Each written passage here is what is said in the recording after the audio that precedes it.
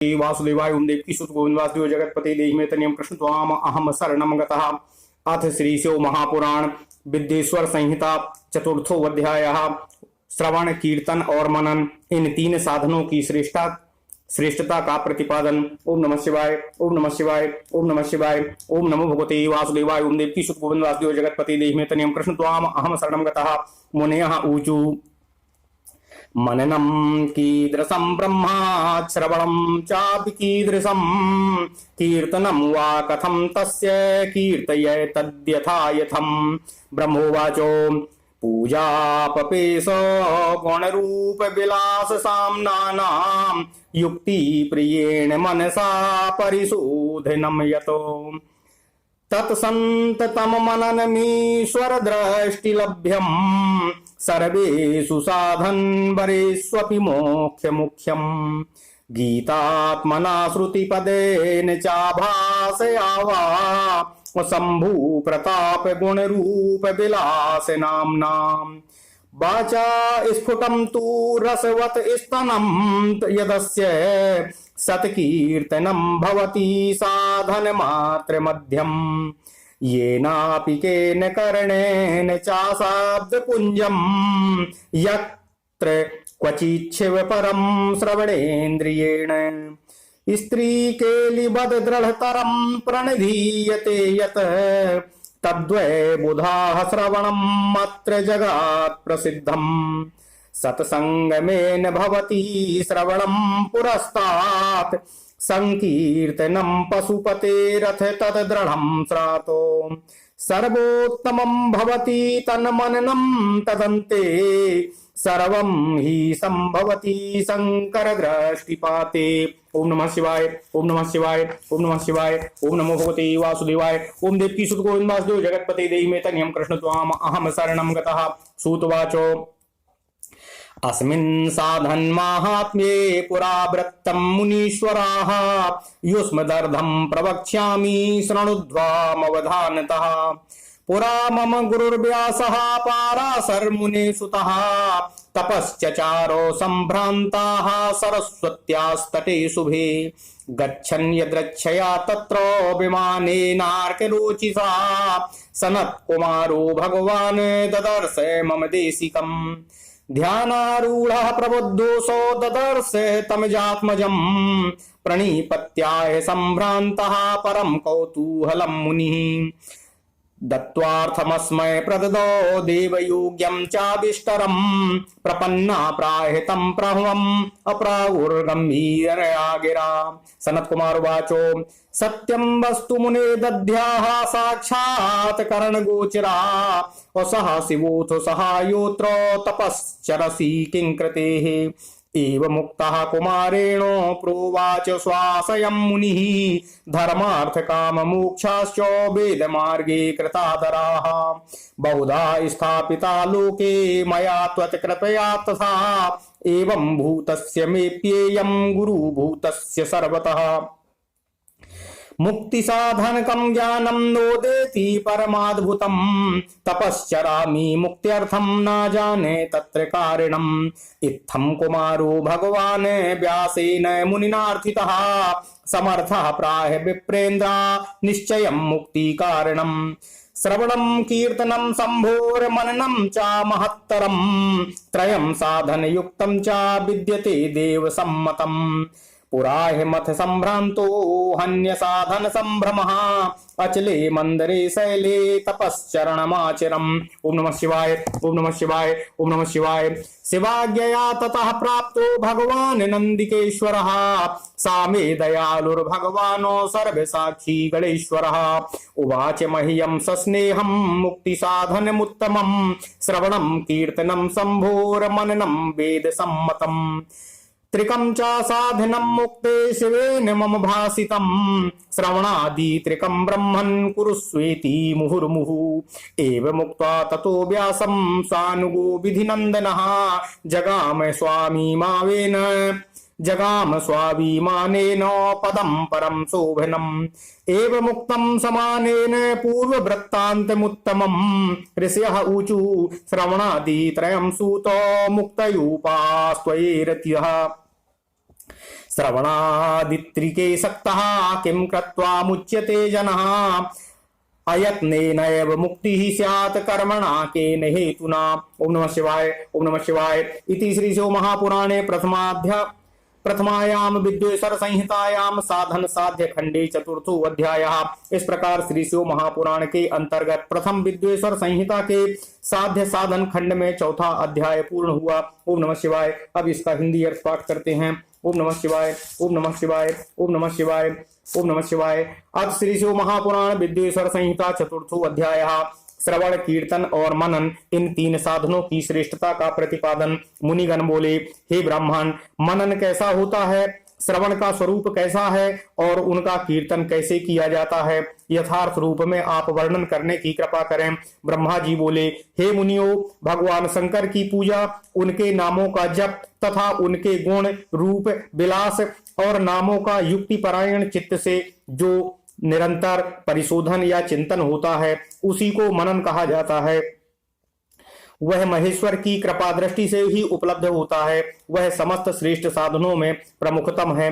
शंभु के प्रताप, गुण, रूप, विलास और नाम को प्रकट करने वाले संगीत, वेदवाक्य या भाषा के द्वारा अनुराग पूर्वक उनकी स्तुति ही मध्यम साधन है, जिसको कीर्तन शब्द से कहा जाता है। ओम नमः शिवाय। हे ज्ञानियों, स्त्री क्रीड़ा में जैसे मन की आसक्ति होती है, वैसे ही किसी कारण से किसी स्थान में शिव विषयक वाणियों में श्रवणेन्द्रिय की दृढ़तर आसक्ति ही जगत के श्रवण के नाम से प्रसिद्ध है। ओम नमः शिवाय। सर्वप्रथम सज्जनों की संगति से श्रवण सिद्ध होता है, बाद में शिव जी का कीर्तन दृढ़ होता है और अंत में सभी साधनों में श्रेष्ठ शंकर विषयक मनन उत्पन्न होता है, किंतु यह सब उनकी कृपा दृष्टि से ही संभव होता है। ओम नमः शिवाय। ओम नमः शिवाय। ओम नमः शिवाय। सूत जी बोले, हे मुनीश्वरों, इस साधन का महात्म्य बताने के प्रसंग में मैं आप लोगों के लिए एक प्राचीन वृत्तांत का वर्णन करूंगा, उसे ध्यान देकर आप लोग सुने। पूर्व काल में पाराशर मुनि के पुत्र मेरे गुरु व्यासदेव जी ने सरस्वती नदी के सुंदर तट पर तपस्या कर रहे थे। एक दिन सूर्यतुल्य तेजस्वी विमान से यात्रा करते हुए भगवान सनत कुमार अकस्मात वहां आ पहुंचे। उन्होंने मेरे गुरुदेव को वहां देखा। वे ध्यान में मग्न थे। उससे जगने पर उन्होंने ब्रह्मा के पुत्र सनत कुमार जी को अपने सामने उपस्थित देखा। वे बड़े वेग से उठे और उनके चरणों में प्रणाम करके मुनि ने उन्हें अर्घ्य प्रदान करके देवताओं के बैठने योग्य आसन भी अर्पित किया। तब प्रसन्न हुए भगवान सनत कुमार विनीत भाव से खड़े हुए व्यास जी से गंभीर वाणी में कहने लगे। सनत कुमार जी बोले, हे मुने, आप सत्य सनातन भगवान शंकर का हृदय से ध्यान कीजिए, तब वे शिव प्रत्यक्ष होकर आपकी सहायता करेंगे। आप यहाँ तप किस लिए कर रहे हैं? इस प्रकार सनत कुमार के कहने पर मुनि व्यास ने अपना आशय स्पष्ट किया। मैंने आपकी कृपा से वेद सम्मत धर्म, अर्थ, काम और मोक्ष की कथा को मानस समाज में अनेक प्रकार से प्रदर्शित किया है। इस प्रकार सर्वथा गुरु स्वरूप होने पर भी मुझ में मुक्ति के साधन ज्ञान का उदय नहीं हुआ है। यह आश्चर्य की बात है। मुक्ति का साधन न जानने के कारण उसके लिए मैं तपस्या कर रहा हूँ। हे विप्रेंद्रो, इस प्रकार जब व्यास मुनि ने भगवान सनत कुमार से प्रार्थना की, तब वे समर्थ सनत कुमार जी मुक्ति का निश्चित कारण बताने लगे। ओम नमः शिवाय। भगवान शंकर का श्रवण, कीर्तन, मनन, ये तीनों महत्तर साधन कहे गए हैं। ये तीनों ही वेद सम्मत हैं। पूर्व काल में मैं दूसरे साधन के संभ्रम में पढ़कर घूमता घूमता मंदराचल पर्वत पर जा पहुंचा और वहां तपस्या करने लगा। ओम नमः शिवाय। तदनंतर महेश्वर शिव की आज्ञा से भगवान नंदिकेश्वर वहां आए। उनकी मुझ पर बड़ी दया थी। वे सब के साक्षी तथा शिव गणों के स्वामी भगवान नंदिकेश्वर मुझे स्नेह पूर्वक मुक्ति का उत्तम साधन बताते हुए बोले, भगवान शंकर का श्रवण, कीर्तन और मनन, ये तीनों साधन वेद सम्मत हैं और मुक्ति के साक्षात कारण हैं। यह बात स्वयं भगवान शिव ने मुझसे कही है। अतः हे ब्राह्मण, आप श्रवणादि तीनों साधनों का बार बार अनुष्ठान करें। ओम नमः शिवाय। व्यास जी के बार बार ऐसा कहकर अनुगामियों सहित ब्रह्मपुत्र सनत कुमार अपने विमान से परम सुंदर ब्रह्मधाम को चले गए। इस प्रकार पूर्व काल में इस उत्तम वृत्तांत का मैंने संक्षेप से वर्णन कर दिया है। ऋषिगण बोले, हे सूत जी, आपने श्रवण आदि तीनों साधनों को मुक्ति का उपाय बताया है। जो मनुष्य श्रवण आदि तीनों साधनों में असमर्थ हो वह किस उपाय का अवलंबन करके मुक्त हो सकता है और किस साधन भूत कर्म के द्वारा बिना यत्न के ही मोक्ष को प्राप्त कर सकता है। ओम नमः शिवाय। यह बताने की कृपा करें। इति श्री शिव महापुराणे प्रथमायाम विद्वेश्वर संहितायाम साध्य साधन खंडे चतुर्थो अध्याय। इस प्रकार श्री शिव महापुराण के अंतर्गत प्रथम विद्वेश्वर संहिता के साध्य साधन खंड में चौथा अध्याय पूर्ण हुआ। ओम नमः शिवाय। ओम नमः शिवाय। अथ श्री शिव महापुराण विद्वेश्वर संहिता पंचमो अध्याय। भगवान शिव के लिंग एवं साकार विग्रह की पूजा के रहस्य तथा महत्व का वर्णन। ओम नमः शिवाय। सूतवाचो श्रवणादित्रिके सक्तो लिंगं वेरं चासांकरं संस्थाप्य नित्यमभ्यर्च्य तरेतो संसार सागरम् अपि द्रव्यं वहे देवो यथा बलमवञ्चयन् अर्पये लिंगवीरार्थमर्चयेदपि सन्ततम् मंडपं गोपुरं तीर्थं मठं क्षेत्रं तथोत्सवं वस्त्रं गंधं च माल्यं च धूपं दीपं च भक्तिता। ओम नमः शिवाय। ओम नमः शिवाय। ओम नमः शिवाय। ओम नमः शिवाय। विविधान्नं च नैवेद्यं पूवव्यञ्जनैर्युतं छत्रं ध्वजं च व्यजनं चामरं चापि साङ्ककम् राजोपचारवत सर्वं धारये लिंगवेरयोः प्रदक्षिणां नमस्कारं यथाशक्ति जपं तथा आवाहनादि संगार्तं नित्यं कुर्यात् मुक्तितः आवाहनादि संगार्तं नित्यं कुर्यात् सुभक्तितः इत्यमभ्यर्चयन् देवं लिंगे वीरे च साङ्करे सिद्धिमेति शिवप्रीत्या हित्वापि श्रवणादिकं लिंगवीरार्चना मात्रान् मुक्ता पूर्वे महाजनाः। मुनयः ऊचो वेरमात्रे तु सर्वत्र पूज्यन्ते देवतागणाः लिंगे वीरे च सर्वत्र कथं सम्पूज्यते शिवः। सूतवाचो अहो मुनीश्वरा पुण्यं प्रश्नमेतन्महाद्भुतम् अत्र वक्ता महादेवो नान्योऽस्ति पुरुषः क्वचित् शिवेनोक्तं प्रवक्ष्यामि क्रमाद् गुरुमुखाच्छ्रुतं शिवैको ब्रह्मरूपत्वा निष्कलः परिकीर्तितः रूपित्वा तो सकलस्तद्वा तस्मादो सकल निष्कलः निष्कलत्वान् निराकारं लिंगं तस्य समागतम् सकलत्वात् तथा बेरं साकारं तस्य सांगतम् और सकलाकल रूपत्वादो ब्रह्म शब्दाभिधा परा। ओम नमः शिवाय। अपि लिंगे चा बेरे चा नित्यमभ्यर्च्यते जने और अभ्र ब्रह्मात्वदन्येषां निष्कलत्वं नाहि क्वचित् तस्मात्ते निष्कले लिंगे नराध्यन्ते सुरेश्वराः अभ्र ब्रह्माच्च जीवात्वा तथान्ये देवतागणाः तूष्णीः सकलमात्रात्वादर्चन्ते वेरमात्रके जीवत्वं शंकरान्येषां ब्रह्मत्वं शंकरस्य च वेदांत सार सिद्धं प्रणवार्थे प्रकाशनात् एवमेव पुरा पृष्टो मंदरे नंदिकेश्वरः सनत्कुमार मुनिना ब्रह्मपुत्रेण धीमता। सनत्कुमार उवाचो शिवान्य देववस्यानां सर्वेषामपि सर्वतः बेरमात्रं च पूजार्थं श्रुतं दृष्टं च भूरिशः शिवमात्रस्य पूजायां लिंगं बेरं च दृश्यते अतस्तद्ब्रूहि कल्याण तत्त्वं मे साधुबोधनं। नंदिकेश्वर उवाचो अनुत्तरमिमं प्रश्नं रहस्यं ब्रह्मलक्षणम् कथयामि शिवेनोक्तं भक्तियुक्तस्य तेन शिवस्य ब्रह्मरूपत्वान् निष्कलत्वाच्च निष्कलं लिंगं तस्यैव पूजायां सर्ववेदेषु सम्मतं तस्यैव सकलत्वाच्च तथा सकल निष्कलं सकलं च तथा बेरं पूजायां लोकसम्मतम्। ओम नमः शिवाय। ओम नमः शिवाय। ओम नमः शिवाय। शिवान्येषां च जीवत्वात् सकलत्वाच्च सर्वतः वेरमात्रं च पूजायां सम्मतं वेद निर्णये अस्वाविर्भावे च देवानां सकलं रूपमेव हि शिवस्य लिंगं वेरं च दर्शने दृश्यते खलु।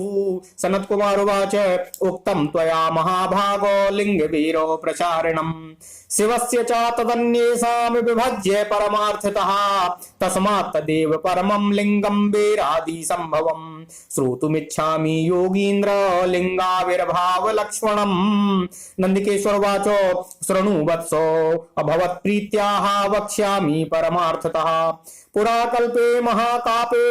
पुराकल्पे महाकाले प्रपन्ने लोक विश्रुते अयुध्येताम महात्मानो ब्रह्म विष्णु परस्परम तयोर्मानं निराकर्तुं तन्मध्ये परमेश्वरः निष्कलस्तंभ रूपेण स्वरूपं समदर्शयतो ततः स्वलिंग चिह्नातो स्तंभन्तो निष्कलं शिवः स्वलिंगं दर्शयामासो जगतां हितकाम्ययाः तदा प्रभृति लोकेषु निष्कलं लिंगमैश्वरं सकलं च तथा वीरं शिवस्यैव प्रकल्पितम् शिवान्येषां तु देवानां वेरमात्रं प्रकल्पितं तदद्वेरं तु देवानां तत्तद्भोगप्रदं शुभं शिवस्य लिंगवीरत्वं भोगमोक्षप्रदं शुभम्। ओम नमः शिवाय ओम नमः शिवाय ओम नमः शिवाय इति श्री शिव महापुराणे प्रथमायां विद्येश्वर संहितायां शिवलिंग महिमा वर्णनम नाम पंचमो अध्यायः।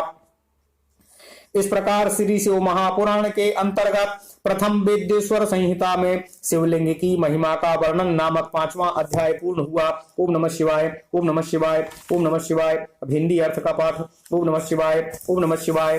अथ श्री शिव महापुराण विद्येश्वर संहिता पंचमो अध्यायः। भगवान शिव के लिंग एवं साकार विग्रह की पूजा के रहस्य तथा महत्व का वर्णन। सूत जी बोले, हे सौनक, जो श्रवण कीर्तन और मनन इन तीनों साधनों के अनुष्ठान में समर्थ न हो वह भगवान शंकर के लिंग एवं मूर्ति की स्थापना कर नित्य उसकी पूजा करके संसार सागर से पार हो सकता है।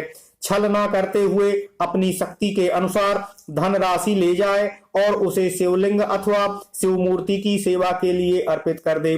साथ ही निरंतर उस लिंग एवं मूर्ति की पूजा भी करे।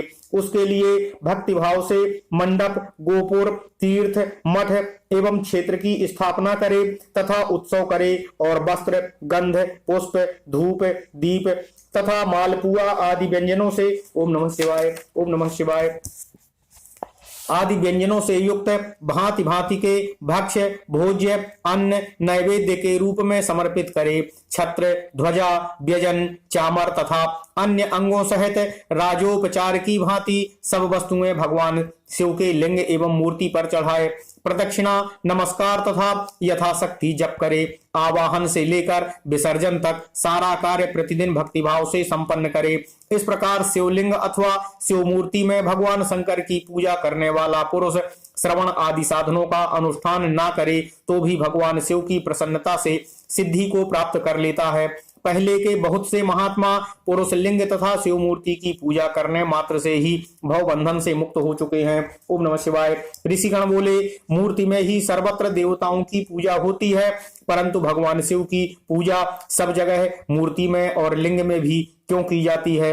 सूत जी बोले, हे मुनीश्वरों, आप लोगों का यह प्रश्न तो बड़ा ही पवित्र और अत्यंत अद्भुत है। इस विषय में महादेव जी ही वक्ता हो सकते हैं। कोई पुरुष कभी और कहीं भी इसका यथार्थ प्रतिपादन नहीं कर सकता। इस विषय में भगवान शिव ने जो कुछ कहा है और उसे मैंने गुरुजी के मुख से जिस प्रकार सुना है उसी तरह क्रमशः वर्णन करूंगा।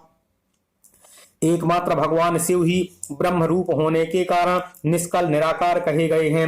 रूपवान होने के कारण उन्हें सकल भी कहा गया है, इसलिए वे सकल और निष्कल दोनों हैं। शिव के निष्कल निराकार होने के कारण ही उनकी पूजा का आधारभूत लिंग भी निराकार ही प्राप्त हुआ है, अर्थात शिवलिंग शिव के निराकार स्वरूप का ही प्रतीक है। ओम नमः शिवाय। इसी तरह शिव के सकल या साकार होने के कारण उनकी पूजा का आधारभूत विग्रह साकार प्राप्त होता है, अर्थात शिव का साकार विग्रह उनके साकार स्वरूप का प्रतीक होता है।